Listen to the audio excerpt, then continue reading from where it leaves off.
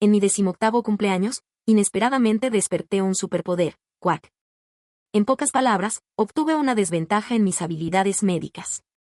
Cualquiera que se me cruce tendrá fiebre de 40 grados centígrados por un resfriado leve, o un tumor benigno se convertirá en cáncer terminal. Incluso si están en plena forma y comen de todo, seguirán estornudando durante 3 meses seguidos. Me comprometo a crear igualdad y a destruir a todo aquel que me calumnie, me acose, me insulte o se ría de mí. Inesperadamente, durante las vacaciones de verano de mi 2º año, me secuestraron y me llevaron a una aldea de traficantes de personas. Y aún así, el jefe de la aldea me nombró médico de la aldea. Genial, la aldea de traficantes de personas está completamente paralizada. Pasé de ser un gafe, rechazado por todos, a convertirme en un arma bioquímica con un plantel nacional.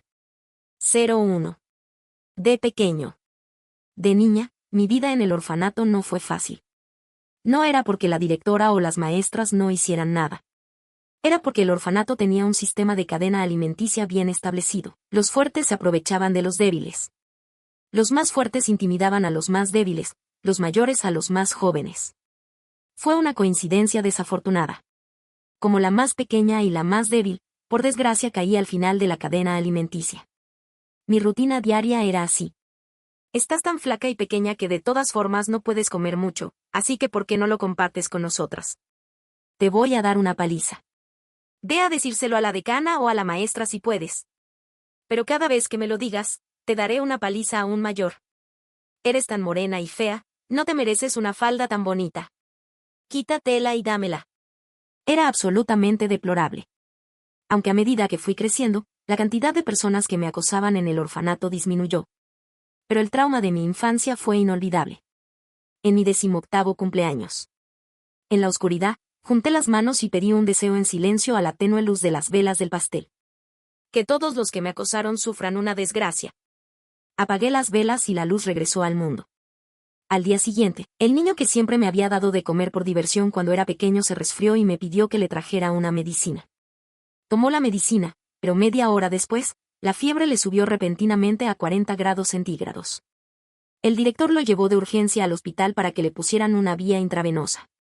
02. Era solo un deseo común y corriente, y de verdad se hizo realidad. Al día siguiente, después de una larga noche en el hospital, el director regresó al orfanato. En cuanto entró, Cuco empezó a toser. Me pregunté si él también estaría enfermo. Me colé para escuchar si oía algún ruido, pero el director me pilló y me pidió que fuera a la enfermería a buscarle una medicina. Convencido de que la práctica hace al maestro, acepté sin dudarlo, tan de buena gana que el director pareció atónito. Este tipo es un completo idiota. De pequeño, hacía la vista gorda cuando otros me acosaban, pero si me atrevía a resistirme, me castigaba con no comer.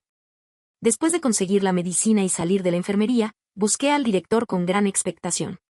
Se la di con sinceridad y, por amabilidad, le serví un vaso de agua. TSK, ¿qué tacto tienes esta vez? El director, desprevenido, le vertió la medicina en la garganta. Mientras bebía, susurré diabólicamente en mi corazón. Va a venir la enfermedad, va a venir la enfermedad, va a venir la enfermedad. No me fui hasta que el director sintió sueño y quiso descansar. En un abrir y cerrar de ojos, era mediodía. Acababa de entrar a la cafetería a comer cuando vi por la ventana al profesor de enfermería corriendo a toda prisa en una dirección. Mi corazón presentía algo, así que dejé de comer inmediatamente, y mi perro me siguió sigilosamente. Mi suposición resultó ser correcta. El director, que solo había tenido un resfriado leve esa mañana, ahora estaba mocoso y lloroso, tumbado en la cama, apenas capaz de hablar. El profesor de enfermería sudaba profusamente, usando un estetoscopio, un termómetro y otros instrumentos, pero después de revisarlo todo, el director seguía siendo solo un resfriado. Bueno, ¿cómo no iba a ser esto una bendición del cielo en otro sentido? En cuanto se supo la noticia de la grave enfermedad del director, los niños, jóvenes y mayores, del orfanato se pusieron inmediatamente en fila para ofrecerle calor. Fui el primero en ser acosado, ofreciéndome de inmediato a llevarle medicamentos al director. ¿Cómo decirlo? El proceso fue repugnante, pero el resultado, encantador. El director, que se llevaba las medicinas que yo entregaba a diario, al final no pudo evitar que se lo llevara a la ambulancia. Fue entonces cuando me di cuenta de que parecía tener un superpoder. Era el curandero Duff. Cualquiera al que tratara enfermaría. 03. El chico hospitalizado con fiebre alta se recuperó y le dieron de alta. Creía haberle dado ya una pequeña advertencia, y mientras no volviera a meterse conmigo, lo dejaría en paz. Por desgracia, este tipo siempre tenía el descaro de atacarme. María, he estado fuera unos días. ¿No te has acostumbrado a oírme? El chico se paró frente a mí con cara de canalla. Lo miré sin palabras, decidido a mantener la calma. Al no decir nada, el chico se puso aún más agresivo, su cara descarada lo regañaba sin parar. Siempre pensé que teníamos una buena relación, pero ni siquiera has venido a verme, a pesar de que llevo tanto tiempo en el hospital. ¿No es un poco irrazonable? Casi me reí de la rabia. ¿Llama buena relación a acosarme y robarme la comida? Ha perdido toda su dignidad. Justo cuando estaba a punto de continuar con su demostración de fuerza, quizá porque el paciente acababa de comerse varias paletas como un fantasma hambriento, el chico, que había estado tan agresivo hacía un momento, de repente frunció el ceño y se cubrió el estómago. Reí, como si me hubieran traído una almohada para dormir. Observando su espalda apresurada y angustiada, lo seguí lentamente. Sabía dónde estaba el baño, así que más valía darse prisa que no hacerlo. Cuando llegué a la puerta del baño, el chico, pálido como un velo, salió, agarrándose a la pared. En cuanto me vio, me soltó una lluvia de maldiciones. ¿Estás loco? ¿No ves que tengo diarrea? Ve a buscarme una medicina. Seguro que quieres que la busque, le recordé amablemente. Por suerte, este tipo, a pesar de ser un perro que muerde a Ludonvin, siguió regañándome y animándome a que le diera la medicina. Bueno, ya que la pidió, pase lo que pase, no tiene nada que ver conmigo, una persona inocente. Media hora después. El niño defecó en el baño del orfanato, y niños, jóvenes y mayores, y profesores se reunieron para observar, desafiando el hedor.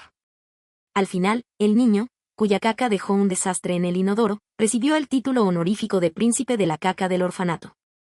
Dudo que alguien supere sus logros en las próximas décadas. 04. Aunque puedes seguir viviendo en el orfanato después de la edad adulta. Excepto la comida, el alojamiento y la matrícula, debes cubrir todos los demás gastos tú mismo. Para mejorar tu vida. La mayoría de los niños mayores de 18 años deciden trabajar fuera de casa, y yo no soy la excepción. Ese día, de regreso al orfanato después del trabajo. Hay un pequeño sendero de 100 metros que aún no tiene alumbrado público. He recorrido este camino al menos 100 veces, pero hoy, sin razón aparente, sentí un mal presentimiento.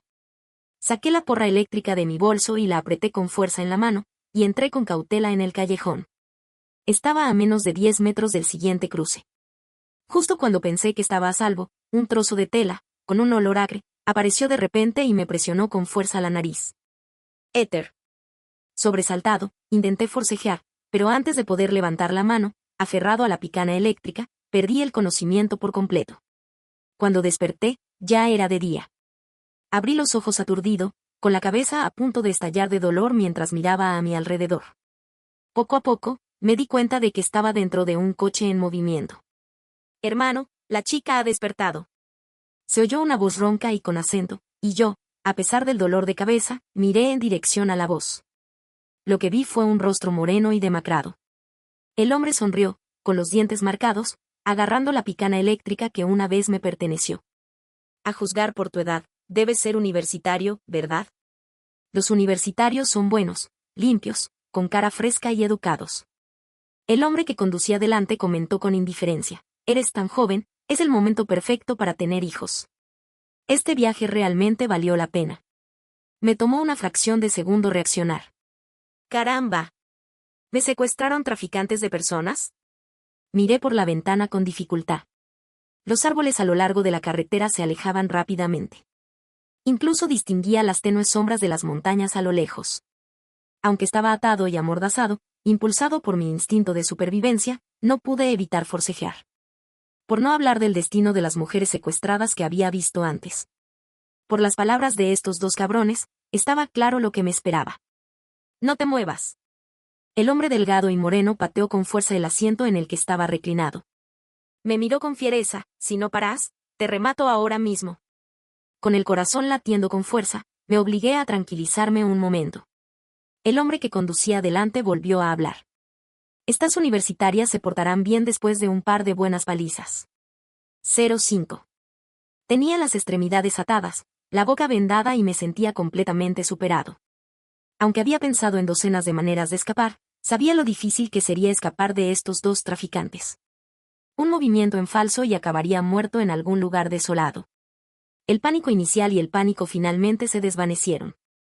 Mi mente caótica volvió lentamente a la normalidad. Al ver que me había calmado, el hombre delgado y moreno, que me había estado mirando fijamente, se burló y reanudó la charla con el conductor. Por su conversación, supe que el pueblo del que hablaban era una guarida de estafadores, donde todos eran esclavos sexuales. En sus palabras, ese lugar empobrecido y atrasado dependía del tráfico de mujeres y niños para amasar una fortuna.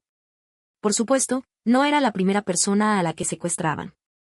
Es solo que las mujeres y los niños ya los habían vendido en otro lugar, mientras que yo tuve la suerte de ser elegido y convertirme en su máquina de reproducción para toda la aldea. Una ira y un terror sin precedentes me invadieron. Esa escoria, pura como la ceniza, no podía ser más pura. Ni 1000 muertes expiarían sus crímenes. Por suerte, aún conservaba mis superpoderes. En una situación tan desesperada, esta certeza fue lo único que me ofreció algo de consuelo. El cielo se tornó de luz a oscuridad. El camino se volvió cada vez más accidentado a medida que el coche avanzaba, y disminuimos la velocidad. Deberíamos estar cerca de nuestro destino. Efectivamente, al cabo de un rato, el coche se detuvo por completo. La puerta se abrió de repente y, bajo la luz cegadora, apareció un rostro de aspecto rudo. El hombre me miró con desdén, como si examinara un producto común y corriente, y apartó la mirada al cabo de una docena de segundos. Al segundo siguiente, 2 manos rudas me sacaron del coche con brusquedad y me arrojaron al espacio libre que había junto a él. El conductor y el hombre delgado y moreno también se bajaron. Se acercaron al hombre de rostro rudo, al que llamaron jefe de la aldea. El rostro del jefe de la aldea delataba un atisbo de disgusto, y les preguntó: ¿por qué son tan lentos? El hombre delgado y moreno les dedicó una sonrisa aduladora, inclinándose para explicar: hay más cámaras en la ciudad. Buscamos durante 2 días antes de encontrar un lugar sin ninguna. El jefe de la aldea aceptó a regañadientes su explicación, con sus ojos fríos y pegajosos fijos en mí de nuevo. Está en buen estado, Carmen. Primero te encerraré en tu sótano. Hablaré de esto con los aldeanos más tarde. Empezaremos con el tuyo. Vale, vale. Gracias, jefe de la aldea. Apareció una mujer menuda, con una sonrisa de oreja a oreja. 06. 2 hombres, uno a cada lado, la arrastraron de los brazos y la arrojaron al sótano frío y húmedo, que desprendía un hedor pútrido y desconocido. ¡Van! La pesada puerta de madera se cerró de golpe, seguida del sonido de cadenas al romperse. Como era de esperar de un pueblo de traficantes de personas sin ley, las maniobras de arrastrar a la gente y cerrar la puerta fueron ejecutadas con verdadera maestría. Las cuerdas que aún la ataban seguían atadas. Mirando alrededor del sótano, aparte de la puerta cerrada, no vio más que paredes sólidas. Y, después de todo, no había ventanas en un sótano. Se puso en una posición más cómoda. Apoyándose en la pared fría y húmeda, forcejeó para mover la muñeca, aflojando su brazo dolorido y entumecido. Ya había entrado en la guarida de los lobos. Escapar era imposible. Sin embargo, al menos tengo una habilidad, así que mi seguridad debería estar garantizada. Pensé en los 2 hombres que me acababan de arrojar al sótano. Probablemente todo debería cambiar antes del amanecer de mañana. Aprovechémoslo al máximo. En lugar de esperar ansiosamente el resultado. Mejor dormía un poco para recargar las pilas. Al día siguiente. Tuve la rara oportunidad de acostarme temprano, pero el resonante canto de un gallo me despertó.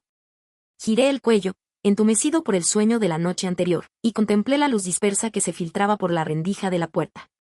Poco después, se oyó un frenesí de pasos. Me puse de pie con dificultad, apoyándome en la pared, y me dirigí a trompicones hacia la puerta del sótano. ¿Juan estaba tan bien de salud? ¿Cómo pudo enfermarse de repente? ¿Quién sabe? Ayer estaba bien, pero hoy de repente no puede levantarse de la cama.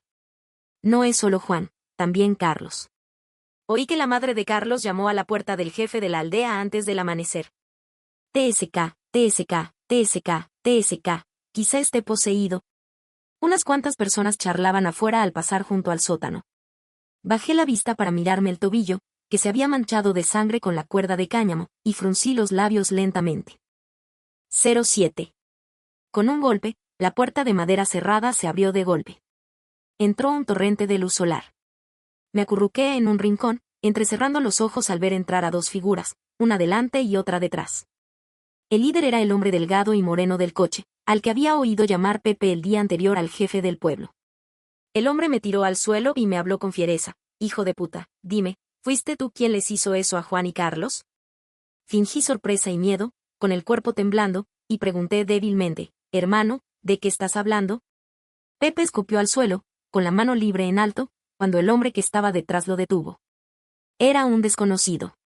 Pepe, dijo el hombre con calma, el jefe de la aldea nos dijo que lleváramos a esta mujer para interrogarla. No le hagas daño o retrasarás su trabajo. Al oír esto, Pepe finalmente levantó la mano y luego la bajó con cuidado. Me miró con aire de advertencia, puta, si fuiste tú quien hizo eso, te despellejo viva. Bajé la cabeza y no dije nada, como si le tuviera miedo. El otro hombre me ofreció algunos consejos más, y dos de ellos, uno a cada lado, me sacaron del sótano agarrándome de los brazos.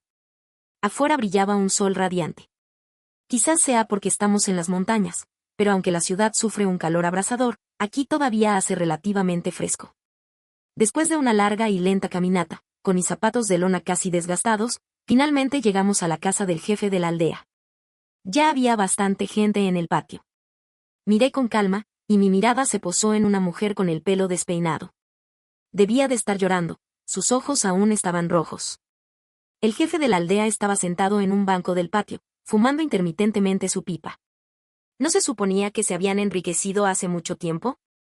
¿Por qué se parecen a cualquier otra aldea empobrecida? 08. De nuevo en el suelo, apreté los labios y reprimí mi ira.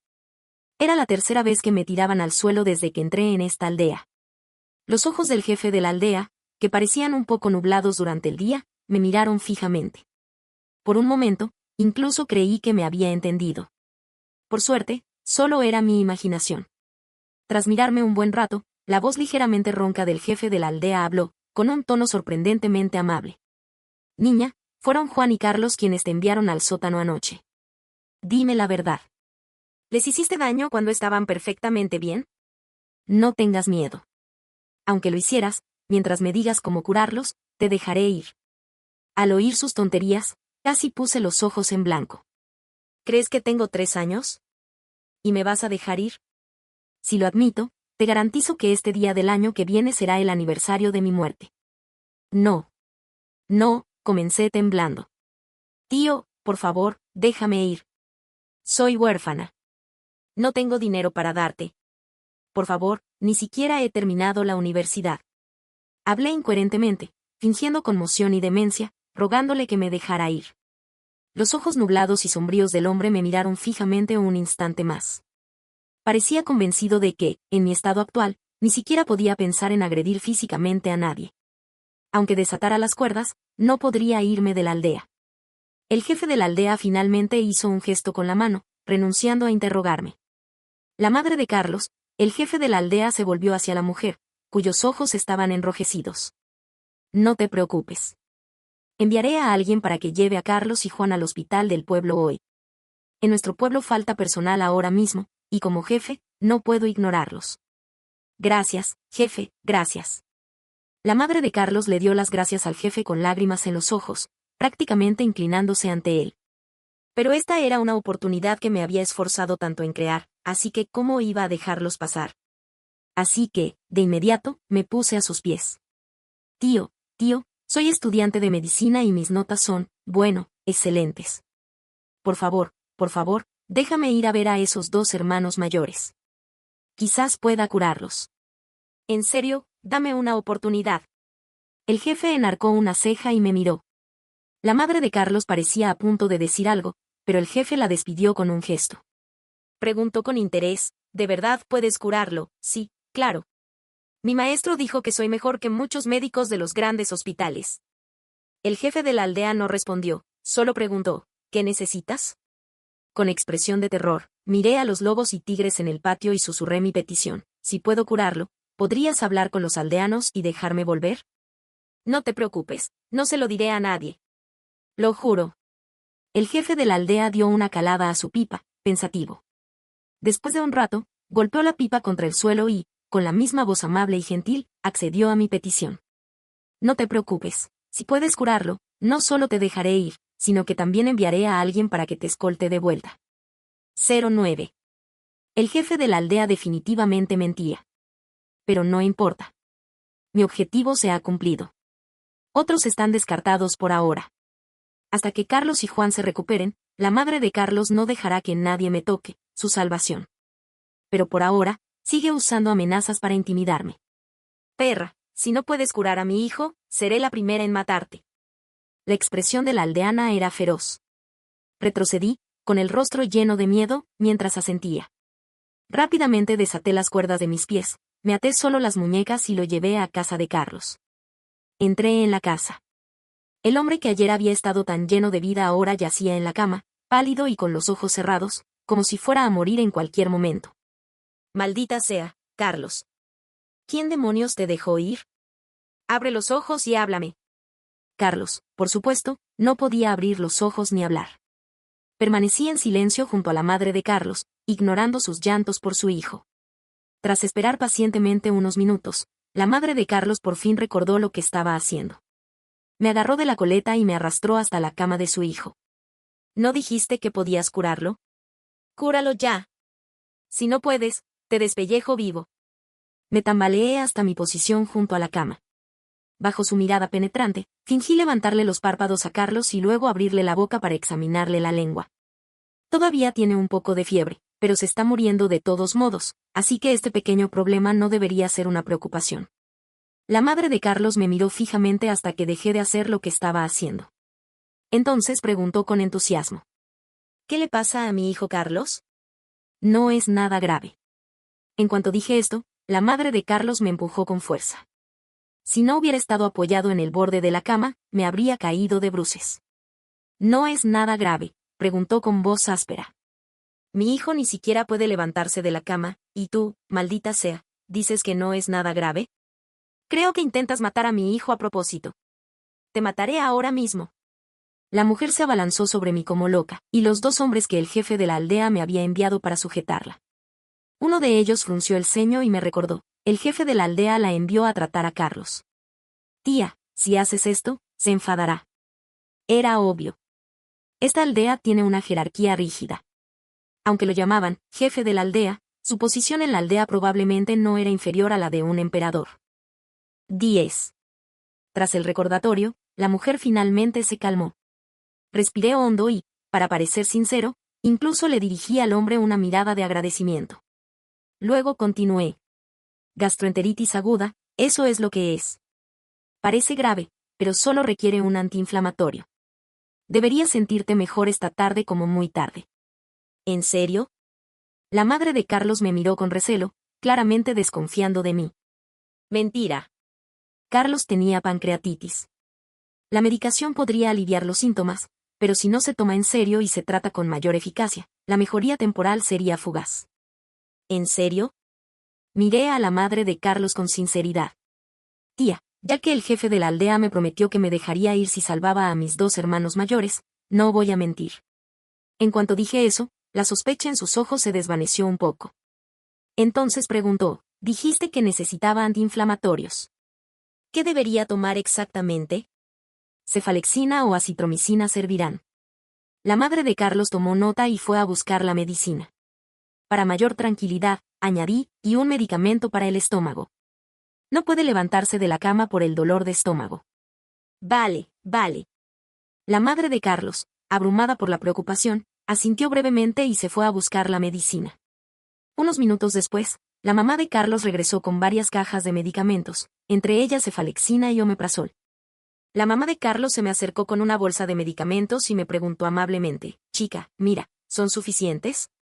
Hace un momento, se estaba llamando a sí misma una zorra, y luego se volvió y se convirtió en una chica. Es muy adaptable.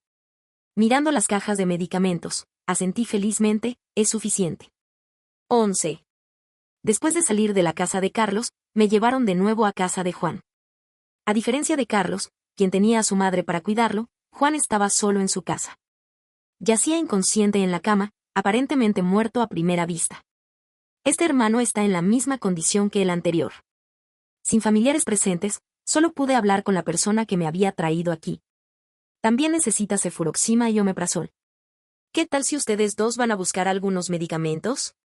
La otra persona frunció el ceño y me miró fijamente. Levanté las manos atadas. No te preocupes, no huiré. Además, el jefe de la aldea me lo prometió, ¿por qué me arriesgaría a escapar? Como era de esperar, en cuanto salió el jefe de la aldea, sus actitudes se suavizaron. Pero al final, solo uno fue a buscar la medicina, el otro se quedó dentro, observándome. Le di la espalda y fruncí los labios. Bueno, vigílame si quieres. Quizás todavía no confiaba lo suficiente en mí, así que el hombre que había regresado con la medicina le dio la medicina personalmente a Juan. Después de esperar un rato, al ver que el rostro de Juan había recuperado algo de color, los dos me llevaron inmediatamente de vuelta a la aldea. La hora del almuerzo acababa de pasar. Por supuesto, no comí nada. Me consolaba escuchando los rugidos de mi estómago cuando oí pasos apresurados que se acercaban a lo lejos. Unos segundos después, la puerta entreabierta del patio se abrió de golpe desde afuera. La madre de Carlos irrumpió, llorando de alegría, bailando de alegría mientras anunciaba la buena noticia de que su hijo había despertado y logrado levantarse de la cama. Bien, dijo el jefe de la aldea con una mirada tranquilizadora. Menos mal que está despierto. No pierdas el tiempo aquí. Vuelve y cuida de Carlos. Sí, sí, sí. La madre de Carlos se secó las lágrimas y dio las gracias al jefe de la aldea.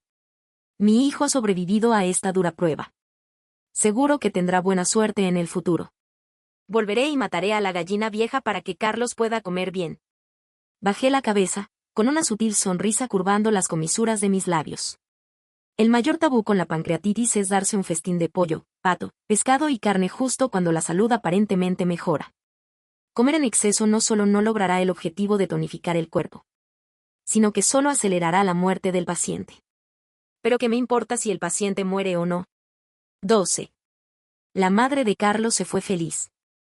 El jefe de la aldea me miró con una pizca de sorpresa y asombro. Por fin lo comprendí. A este jefe de la aldea no le importaban mucho las vidas de los aldeanos. De lo contrario, no habría accedido a que yo, un estudiante sin experiencia clínica, los tratara. Probablemente era más bien una broma. Pero ahora, mi éxito claramente le hacía verme de otra manera. «De verdad que lo curaste», dijo el jefe de la aldea con una sonrisa. «Eres impresionante, pequeña». Me acurruqué en un rincón como antes, sonriendo tímidamente. Para no enfadarlo, no mencioné que me iría inmediatamente. El patio se quedó en silencio de repente. Después de un momento, el jefe de la aldea trajo un taburete y se sentó frente a mí. «Chica, dije que te dejaría ir si curabas a Carlos y a Juan». Lo dije en serio. Al oír esto, mis ojos se iluminaron en señal de asentimiento. Pero como era de esperar, el jefe de la aldea cambió de tema. «Sin embargo, veo que eres bastante capaz. Tengo una sugerencia. ¿Por qué no te quedas en nuestra aldea? No te dejes engañar por nuestra apariencia de pobreza. De hecho, cada hogar tiene al menos 1 millón ahorrado. Necesitamos mano de obra urgentemente ahora mismo. ¿Acaso el propósito de la vida no es ganar dinero? Si te quedas, te garantizo que ganarás suficiente dinero en 3 años para toda la vida. ¿Traficar con mujeres y niños, un método que garantiza una muerte terrible y la condenación? Lo siento, soy una buena persona. Aunque lo creía, solo pude decirlo. No, no. Me pellizqué el muslo en secreto, con lágrimas en los ojos. Tío, todavía soy joven y no quiero tener hijos. Por favor, déjame ir. En lugar de rechazarlo de plano, intenté negociar con el primero. Efectivamente, en cuanto dije esto, el jefe de la aldea negó inmediatamente mi afirmación e incluso montó en cólera. ¡Tonterías! ¿Quién dijo que te invitamos aquí para tener hijos? Me encogí. Solo los 2 hermanos mayores que me trajeron. El jefe de la aldea lo entendió, sonrió y continuó. Quienes no tienen la capacidad tienen que casarse y tener hijos. Tú eres diferente. Tienes una capacidad real. No soporto verte casarte todavía. ¿En serio? No lo creía. Me encogí, mirándolo, todavía aterrorizada. 13. Buena chica, sé que todavía tienes miedo, pero no te preocupes. En cuanto corra la voz, nadie en la aldea se atreverá a tocarte de nuevo. La expresión del jefe de la aldea era verdaderamente amable. Fingí inocencia, mirándolo con lágrimas en los ojos. ¿En serio, tío? El jefe de la aldea me dio una palmadita en el hombro y me estremecí en respuesta. Al ver esto, el jefe de la aldea pareció algo culpable, pero sus ojos mostraban una creciente satisfacción. Quizás esa mirada asustada era justo lo que buscaba. Después de todo, una persona asustada es más fácil de controlar. Tío, no soy de los que presumen. Encogí el cuello, mirándolo en silencio, y no dije nada más. El jefe de la aldea continuó, ¿no dijiste antes que eres huérfano? Probablemente no hay nadie que te importe allá afuera. En lugar de quedarte en la ciudad para ganarte la vida y sufrir acoso, ¿por qué no te quedas en nuestra aldea? Con tus habilidades, los aldeanos seguro que te admirarán. Respiré con más fuerza y una emoción cruzó mis ojos. Pero para parecer más sincero, no acepté de inmediato. El jefe de la aldea, complacido con mi estado actual, dijo, chica, piénsalo bien. Si estás dispuesta a quedarte, no dejaré que te arrepientas. Dicho esto, se levantó y se fue, fumando su pipa. Como si de verdad quisiera darme un momento de tranquilidad para pensar. Pero sabía que si mi respuesta no lo satisfacía, probablemente me casaría y tendría hijos, igual que Carlos. La noche llegó rápidamente. Juan, cuyos síntomas habían sido más graves que los de Carlos y que no tenía a nadie que lo cuidara. No solo pudo levantarse de la cama, sino que incluso vino a casa del jefe de la aldea para agradecerme en persona. Pero antes de que pudiera irse, la madre de Carlos, tan alegre al mediodía, se acercó de repente, llorando. Se me echó encima como una loca, gritando. «Perra. Perra. Mataste a mi hijo. Te voy a matar. Te voy a matar». 14. Por suerte, la madre de Carlos no lo logró. Antes de que pudiera acercarse a mí, Juan la agarró y me dio las gracias. «Tía, hablemos de esto». «¿Qué pasa?» La madre de Carlos se había vuelto loca.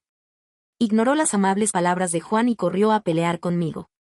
No fue hasta que el jefe de la aldea, que estaba adentro, oyó el alboroto y salió, medio persuadiendo, medio hablando, ordenando a alguien que sujetara a la madre de Carlos, que pareció recuperar la compostura. Me escondí detrás de Juan con miedo, fingiendo ser inocente. ¿Por qué no podemos hablarlo? Estás gritando sobre violencia desde el momento en que entras. El jefe de la aldea estaba furioso. La madre de Carlos inmediatamente empezó a gritar a todo pulmón. Sus piernas cedieron y se sentó en el suelo, dándose palmadas y haciendo un berrinche. ¿De qué hablas? Esta zorra dijo que podía curar a mi Carlos esta mañana, y esta noche está muerto. Ni siquiera me dejó un hijo. Paga tus deudas, mata a alguien. Voy a matar a esta zorra hoy mismo. Jefe de la aldea.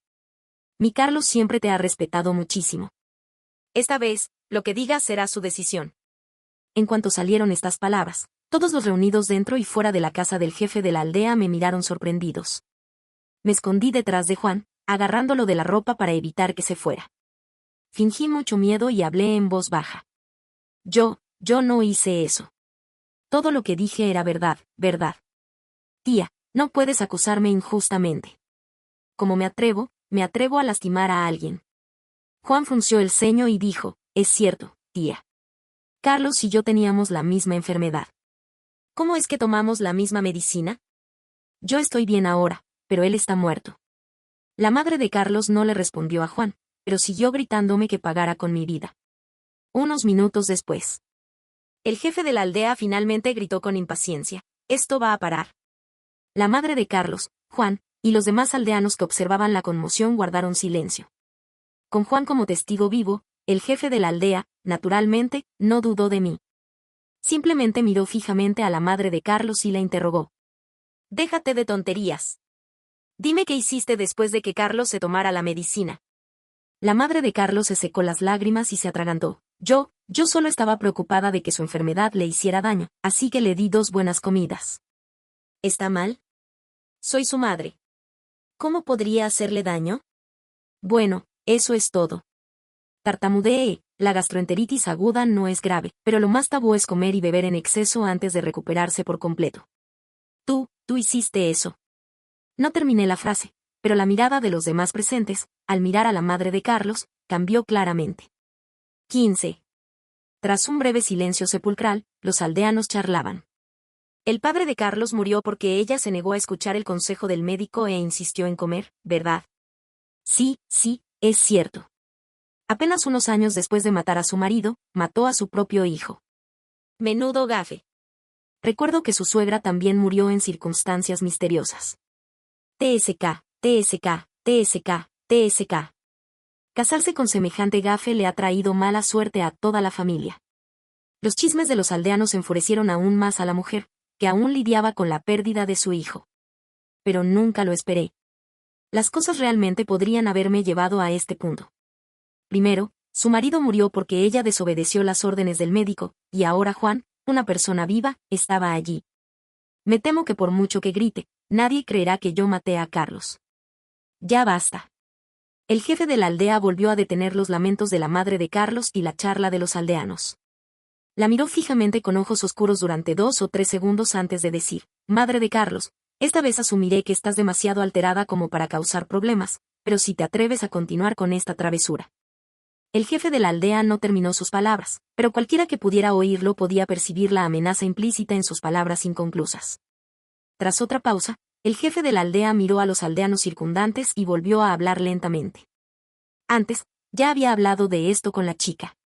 Ya que tiene la capacidad de curar enfermedades y salvar vidas, ¿por qué no nos quedamos en la aldea y ganamos dinero juntos?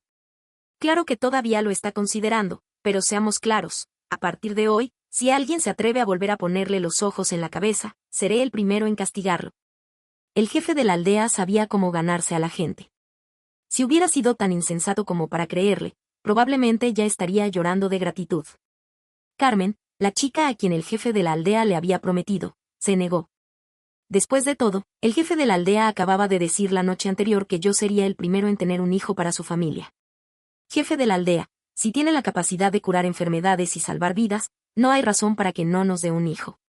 Una chica tan hermosa e inocente, sería un desperdicio que no tuviera un hijo. El jefe de la aldea me miró con disgusto, con un atisbo de ira en su rostro, pero se abstuvo de criticar más, simplemente preguntó con calma: ¿qué? Mis palabras ya no tienen sentido, ¿verdad? 16. Carmen, que había estado expresando abiertamente su insatisfacción, se asustó por el tono del jefe de la aldea. Se encogió entre la multitud, sin atreverse a volver a hablar. Con una mirada opresiva, el jefe de la aldea recorrió a los aldeanos circundantes y enfatizó: cualquiera que finja obedecer será expulsado de la aldea. Con estas palabras, el asunto quedó zanjado. El jefe de la aldea finalmente mantuvo el control de este asunto individual. La madre de Carlos no pudo causar más problemas, y el jefe de la aldea envió a alguien para escoltarla de regreso a casa, tanto abiertamente como encubiertamente. Los curiosos se fueron marchando poco a poco. Solo cuando el jefe de la aldea y yo estuvimos solos en el patio, me habló con dulzura: «Bueno, niña, ¿crees que tu tío es un hombre de palabra? Dije que no dejaré que nadie en esta aldea te vuelva a tocar. No permitiré que se entrometan más». Asentí con la cabeza gacha. El jefe de la aldea no me presionó, simplemente apuntó con su pipa hacia la casa que estaba detrás de mí. «De acuerdo, duerme en esa habitación esta noche. Hablaremos del resto mañana, ¿de acuerdo?» En ese momento, realmente parecía un anciano bondadoso. Asentí en silencio. Después de que tomara la iniciativa de desatar la cuerda de mis muñecas, corrí a la habitación que acababa de pasar. Por ahora, mientras no escapara, se tranquilizaría. La noche transcurrió relativamente tranquila. A la mañana siguiente, alguien corrió a la casa del jefe de la aldea, diciendo que la madre de Carlos se había ahorcado la noche anterior. Alguien en la aldea se había suicidado, pero el jefe ni siquiera levantó una ceja, simplemente dijo que el cuerpo debía ser enterrado. Me concedieron el derecho a comer y compartir la mesa con el jefe de la aldea. Después de 2 días de hambre, devoré la comida en cuanto llegó. Solo después de saciarme, dejé vacilante el cuenco y los palillos y miré al jefe de la aldea. Fruncí los labios y le pregunté con vacilación: «Tío, si me quedo, ¿de verdad puedo ganar mucho dinero?» 17. El jefe de la aldea estaba claramente complacido con mi tacto. Inmediatamente dijo: «Por supuesto. ¿No te lo dije? En solo 3 años, puedes ganar suficiente dinero para toda la vida». Volví a guardar silencio, fingiendo considerarlo seriamente. Media hora después. Bajo su mirada apremiante, accedí a su petición: «De acuerdo». Justo cuando terminaba de hablar, llegó otro aldeano. Era el hombre que había sido arrestado por conducir el coche el día que entramos en la aldea. «¿Qué ocurre?» El jefe de la aldea miró al hombre jadeante. El hombre se secó el sudor y dijo apresuradamente: «Jefe de la aldea, mi madre ha enfermado repentinamente. ¿Podría, por favor, por favor?» «Me llamo María», dije apresuradamente. «Sí, sí», el hombre me dedicó una sonrisa incómoda y continuó: «¿Podría pedirle a la doctora María que vea a mi madre?» Miré al jefe de la aldea con curiosidad. El jefe de la aldea, cada vez más satisfecho con mi actuación, sonrió y me hizo un gesto con la mano. «Adelante». Seguí al hombre. Me di cuenta de que estaba genuinamente preocupado. Me burlé para mis adentros. Hombres brutales como ellos, que traficaron con mujeres y niños durante años, en realidad se preocupaban por sus propias familias. La casa del hombre no estaba lejos de la del jefe de la aldea, y llegamos en unos 10 minutos. «Doctora María, mi madre está en la casa. Por favor, véala». El hombre se frotó las manos y me instó. Sonreí. «Está bien, no te preocupes, hermano mayor. Estaré allí enseguida». «Bueno», dijo el hombre con voz breve y rápida. Me detuve y lo miré. Sonrió con adulaciones, mostrando sus dientes amarillos. «No, no me llames hermano mayor. Los demás aldeanos me llaman Miguel. Tú también puedes llamarme así». Fuimos Pepe y yo quienes nos hablamos mal en el coche antes. «Doctora María, por favor, no se lo tome a pecho». Al ver su expresión, probablemente temía que me vengaría después. Después de todo, comparado con esta gente físicamente exigente, yo soy el favorito del jefe de la aldea. Agité la mano con indiferencia. «No, debería agradecerte. Si no me hubieras traído aquí, no tendría la oportunidad de hacer una fortuna con el jefe de la aldea. Y no tendría la oportunidad de acabar con este pueblo de traficantes de personas que han cometido innumerables crímenes».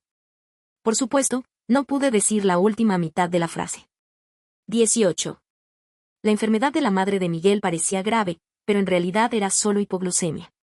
Por cierto, he notado que, si bien el ahorro per cápita promedio en este pueblo es de 7 cifras, es un poco exagerado decir que todos los hogares siguen viviendo como si no tuvieran acceso a Internet.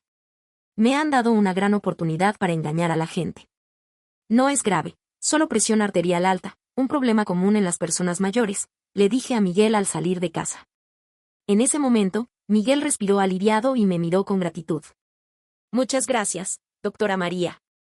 Mi mamá solía tener esta afección, pero el jefe del pueblo dijo que no debíamos salir a buscar atención médica todo el tiempo. Y como mi mamá siempre se recupera después de estar medio día acostada, nunca la llevé al hospital del pueblo. Si no hubiera venido al pueblo, la verdad es que no sé qué habría hecho. Después de algunas bromas, le dije a Miguel que medicina debía tomar su mamá y me fui con su efusivo agradecimiento. Con Miguel al mando.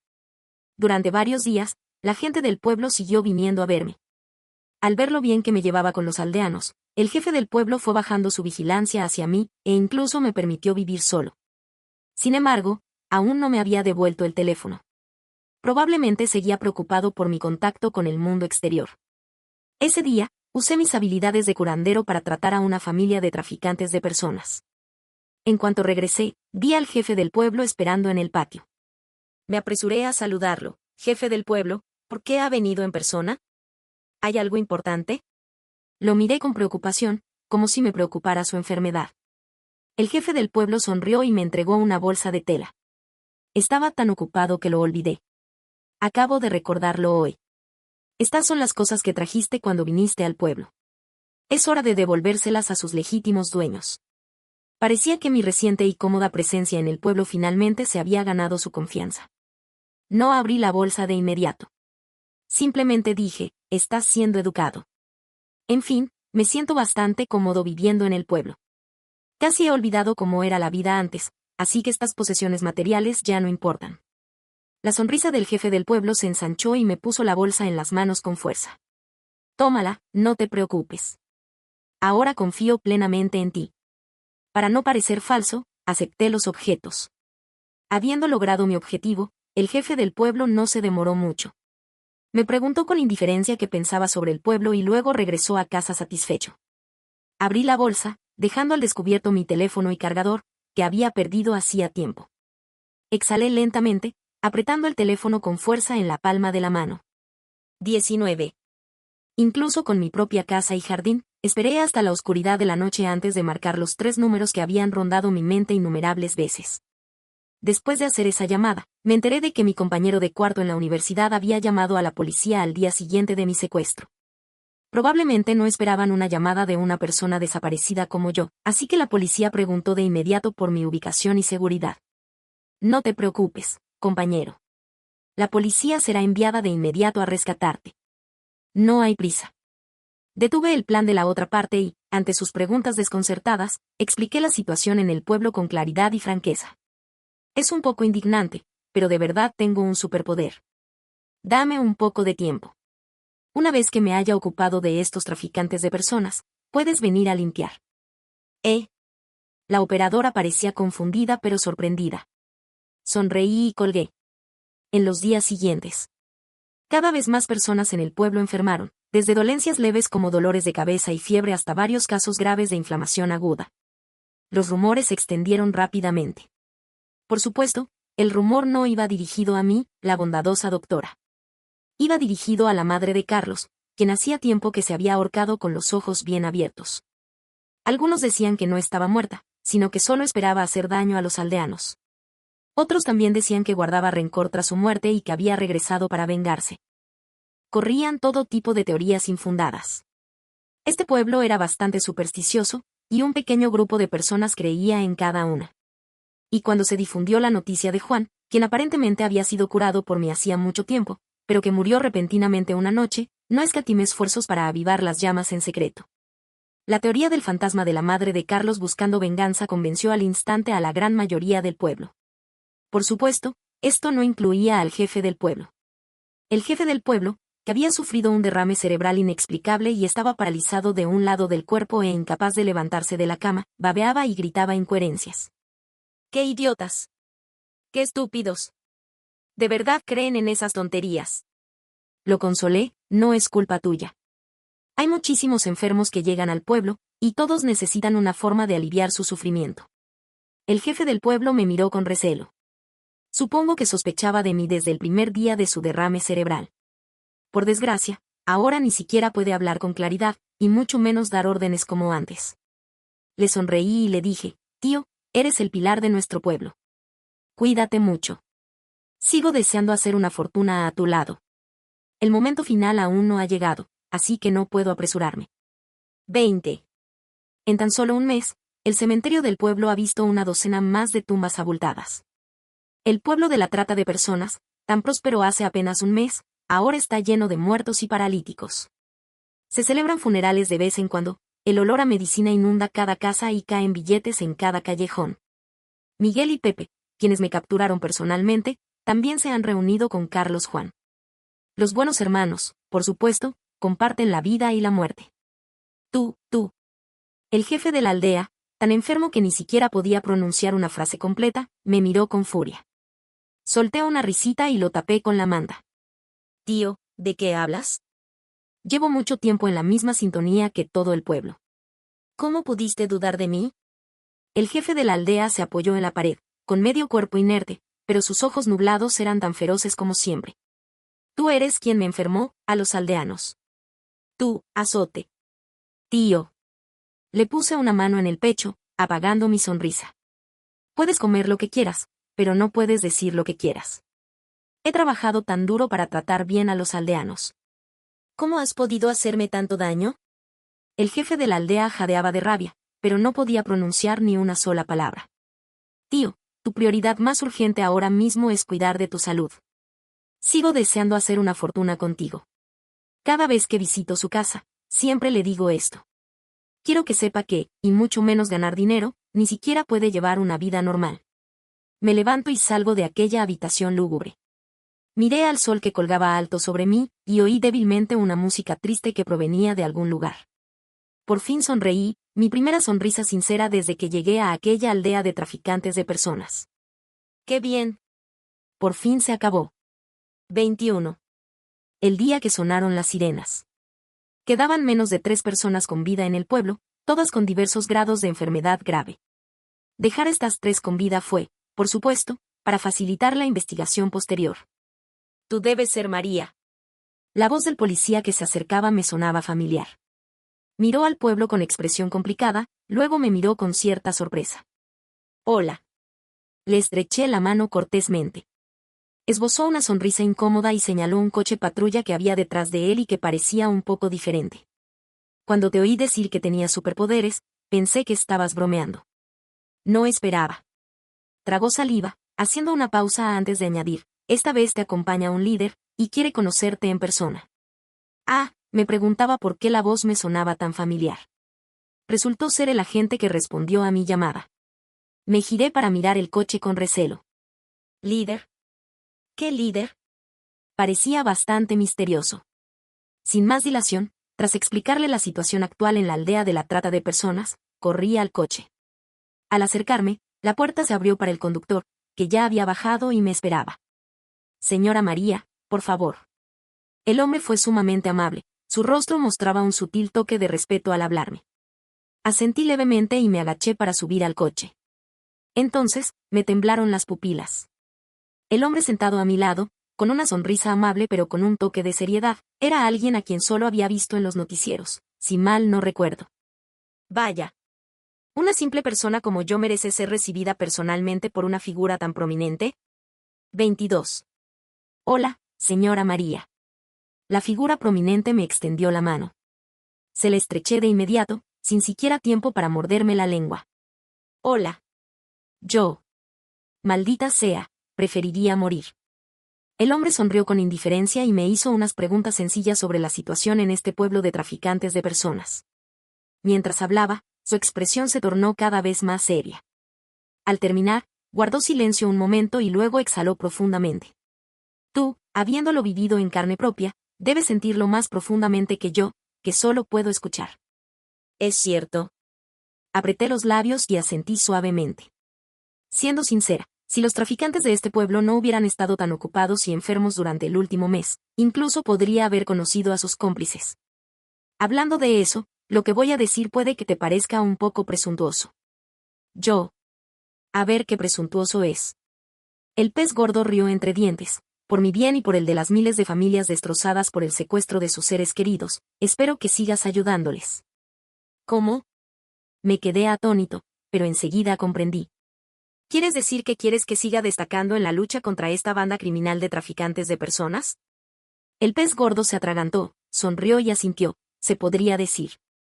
Claro. Sin dudarlo, acepté de inmediato. Por no hablar de las recompensas externas, la mera posibilidad de desmantelar más guaridas y rescatar a más secuestrados es suficiente para darme ganas de hacerlo. Además, tengo un dedo de oro superpoderoso a mi disposición. ¿Hay alguien en este mundo más apto que yo para el trabajo encubierto? Me temo que no. 23. 2 semanas después. Tras completar los trámites de la excedencia y ocuparme de otros asuntos. Escoltado en secreto por profesionales, subí a un avión especial con destino a una ciudad de China. Según las investigaciones, esta ciudad alberga una red de tráfico de personas especializada en secuestros y entierros, con docenas de subcontratistas.